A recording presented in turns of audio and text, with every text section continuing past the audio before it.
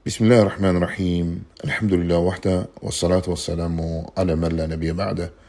Möhtərəm müsəlmanlar, biz Allahın izni ilə böyük alim İbn Qeyyimin kitabından qəlbin qismlərini qısa olaraq götürəcəyik.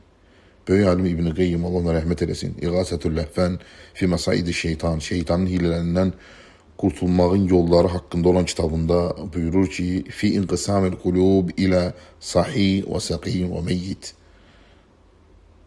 Qəlblər üç qismə bölünməsi: sağlam, səlim qəlb, xəstə və ölü qəlb. Ləmmə kənəl qalb yusufu bil həyat və dıddihə inqasəmə bihəsbi zəlik ilə həzil əhvali thələthə. Qəlb, həyat və onun ziddi olan ölümlə vəs edildiyinə görə bu baxımdan üç qismə bölünür. Birinci qəlb əl-qalbus sahih, sağlam qəlb. Və bugünkü dərsimiz qısa olaraq onun haqqındadır. Huvel qalbus səlimillezî la yencu yevmel qiyamət illə mən ətəllahu bihə. Sağlam qəlb o qəlbdir ki, qiyamət günü yalnız onunla Allahın hüzuruna gələn kimsə nicat tapacaq. Uca Allah buyurur ki, yevmə la yenfə'u məlu və la bənun illə mən ətəllaha bi qalbin səlim. O gün nə mal dövlət, nə də övlad fayda verər. Ancaq Allaha, onun hüzuruna sağlam qəlblə gələn kimsədən başqa. Şuara surəsi 88 və 89-cu ayələr. Sonra isə Rahiməhullah buyurur ki, deməli, səlim qəlb salamatlığın onun ayrılmaz xüsusiyyətinə çevrildiyi qəlbdir. Elə qəlbdir ki, daim salamat olur. O, xəstə, qüsurlu və pozulmuş qəlbin əksidir. Alimlər salamat, səlim qəlbin mənasını müxtəlif ifadələrlə izah eləmişdir. Lakin onların hamısını birləşdirən məna odur ki, Ənəhullezî qad səlimə min kulli şəhvətin tuxalifu əmrillahi və nəhi. Səlim qəlb, Allahın əmr və qadağalarına zidd olan hər bir şəhvətdən salamat olan qəlbdir. Səlim qəlb, Allahın xəbərlərinə zidd olan hər bir şübhədən uzaq olan qəlbdir. Səlim qəlb, Allahdan başqasına ibadət etməkdən salamat olan qəlbdir. Səlim qəlb, Allahdan başqasını hakim qəbul etməkdən və Allahdan başqasını sevməkdən salamat olan bir qəlbdir. Həmçinin o qəlb, yəni necədir səlim qəlb, qorxusunda yalnız Allahdan qorxar, ümidini yalnız Allaha bağlayar, təvəkkülünü yalnız Allaha edər. Ona yönələr, ona təslim olar. Hər bir halda onun razılığını hər şeydən üstün tutar. Onun qəzəbinə səbəb olan bütün yollardan isə uzaq durar. Və hədə huvəl həqiqətul ubudiyyəti ləti la taslihu illə lillahi vahdə. Həqiqi ibadət də məhz budur. Bu ibadət yalnız Allaha layiq olan bir ibadətdir. Sonra isə müəllif buyurur ki, qalbus səlim huvəl-ləzi sələmə min ən yəkun li qeyrillahi fihi şirkun bivəcihimə. Səlim qəlb odur ki, Allahdan başqasının onda heç bir şərliyi olmasın. Əksinə onun ibadəti tamamilə Allah üçün olsun. İradətən və məhəbbətən və təvəkkülən və inabətən və ixbətən və xəşyətən və rəcəən və xalləsə əmələhu lillah. Deyir ki, onun iradəsi, məhəbbəti, təvəkkülü, Allaha yönəlişi, itayəti, qorxusu, ümidi yalnız Allah üçün olsun. Əməlini ixlasla yalnız Allah üçün etsin. Və in əhəbbə, əhəbbə fillah. Sevdiyi zaman Allah üçün sevər. Və in əbğada, əbğada fillah. Nifrət elədiyi zaman Allah üçün nifrət eləyər. Və in a'ta, a'ta lillah. Verdiyi zaman Allah üçün verir. Və in mənə'a, mənə'a lillah. Mani olanda da, yəni verməyəndə də yalnız Allah üçün verməz.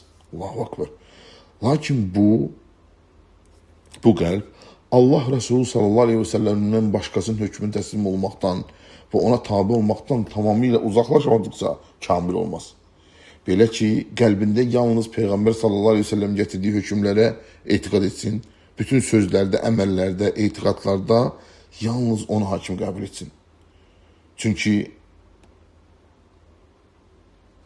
qəlbin sözləri etiqadlardır.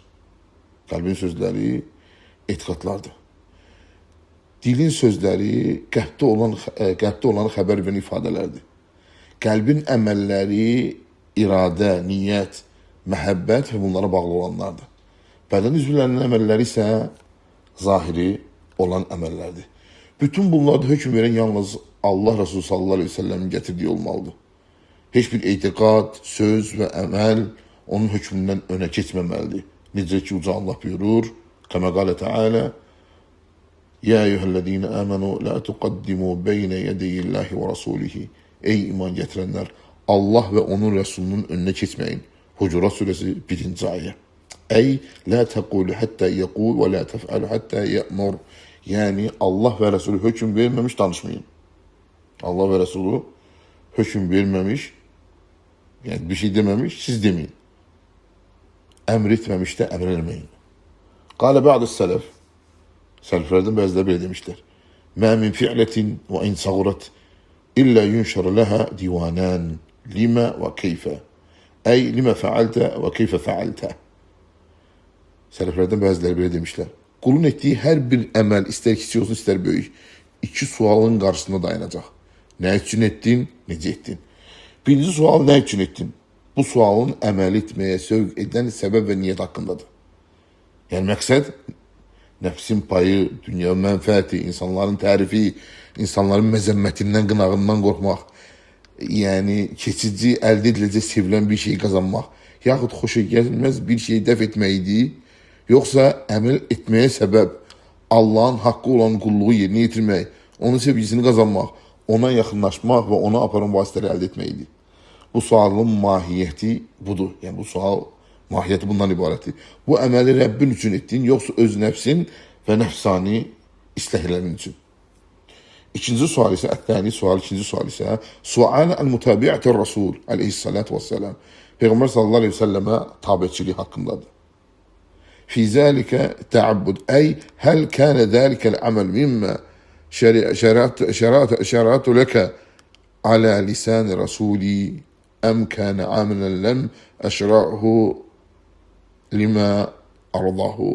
Yəni, bu ibadət Allah Resulü sallallahu aleyhi ve sellem dili ilə sənə əmr olunmuş, şəriət olunmuş bir əməldir, yoxsa onun buyurmadığı və razı qalmadığı bir əməldir. Fəlizəlikə beləliklə də birinci sual ixlas haqqındadır. İkinci sual isə Peyğəmbər sallallahu aleyhi ve sellemə tabiçilik haqqındadır. Çünki əməl yalnız Allah üçün və Peyğəmbər sallallahu aleyhi ve selleminin sünnəsinə tabi olduğu halda qəbul olunur. Necə ki, İbn-i Kəsir rahimehullah buyurur ki, qəbul olunan əməl üçün iki şərt vardır. Birincisi, əməl yalnız Allah üçün ixlasla edilməlidir. İkincisi isə əməl şəriətə uyğun doğru olmalıdır. Əgər əməl ixlaslı olub sünnəyə uyğun olmazsa qəbul edilməz. Bu həmçinin bu cür rəvayət Fudeyl ibn Yaddan da rəvayət edilmişdir. Həmçinin qəlbin ixlasa zidd olan hər bir istəkdən və Peyğəmbər sallallahu aleyhi ve sellem tabi olmağa zidd olan hər bir nəfsi istəklərindən salamat qalması lazımdır. Məhz bu, sahibinə nicat və səadət qazandıran sağlam, səlim bir qəlbdir. Bu qısaca Rahimehullahın kitabından İbn-i Qeyyimin salamat qəlb haqqında idi. Gələn dərsimiz isə qısa olaraq ölü qəlb haqqında olacaq. Sizin Allah bilir. Və sallallahu aleyhi ve sellem Muhammedin və alə əlihi və sahbihi ecmaîn.